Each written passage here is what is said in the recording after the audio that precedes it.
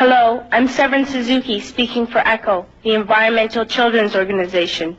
We're a group of 12 and 13-year-olds trying to make a difference.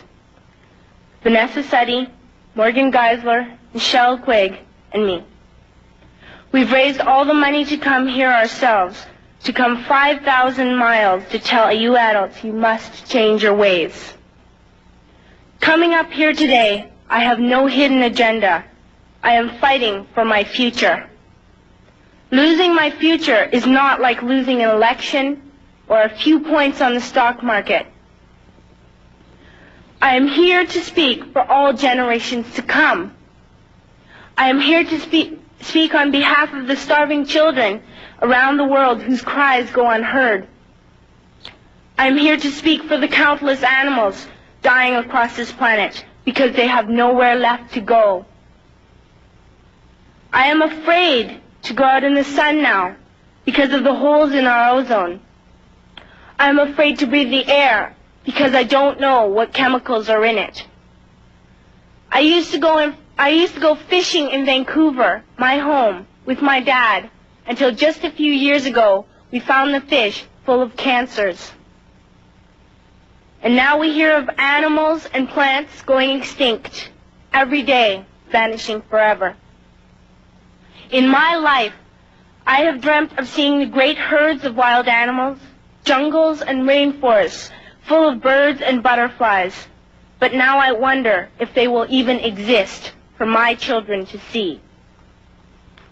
Did you have to worry of these things when you were my age? All this is happening before our eyes, and yet we act as if we have all the time we want and all the solutions.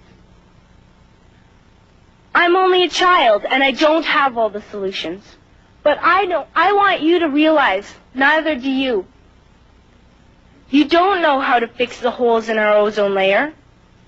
You don't know how to bring the salmon back up a dead stream. You don't know how to bring back an animal now extinct. And you can't bring back the forest that once grew where there is now a desert. If you don't know how to fix it, please stop breaking it.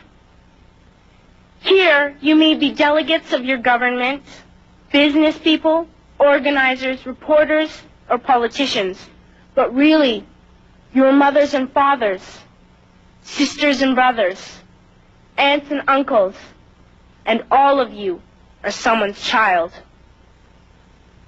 I'm only a child, yet I know we are all part of a family, 5 billion strong. In fact, 30 million species strong. And borders and governments will never change that. I'm only a child, yet I know we are all in this together and should act as one single world towards one single goal. In my anger, I am not blind, and in my fear, I am not afraid of telling the world how I feel. In my country, we make so much waste. We buy and throw away, buy and throw away, buy and throw away, and yet northern countries will not share with the needy. Even when we have more than enough, we are afraid to share. We are afraid to let go of some of our wealth. In Canada, we live the privileged life, with plenty of food, water, and shelter. We have watches, bicycles, computers, and television sets. The list could go on for 2 days.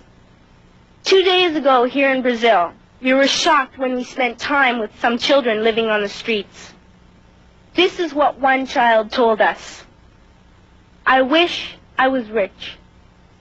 And if I were, I would give all the street children food, clothes, medicines, shelter, and love and affection. If a child on the streets who has nothing is willing to share, why are we who have everything still so greedy? I can't stop thinking that these are children my own age, that it makes a tremendous difference where you are born. That I could be one of those children living in the favelas of Rio. I could be a child starving in Somalia, or a victim of war in the Middle East, or a beggar in India. I am only a child, yet I know if all the money spent on war was spent on finding environmental answers, ending poverty, and finding treaties, what a wonderful place this earth would be. At school, even in kindergarten, you teach us how to behave in the world.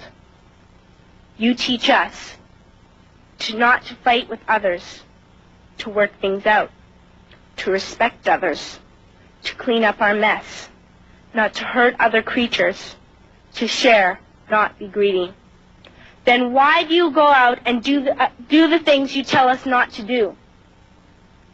Do not forget why you are attending these conferences, who you're doing this for. We are your own children. You are deciding what kind of a world we are growing up in. Parents should be able to comfort their children by saying, everything's going to be all right. It's not the end of the world, and we're doing the best we can. But I don't think you can say that to us anymore. Are we even on your list of priorities? My dad always says, you are what you do, not what you say. Well, what you do makes me cry at night. You grown-ups say you love us, but I challenge you, please, make your actions reflect your words. Thank you.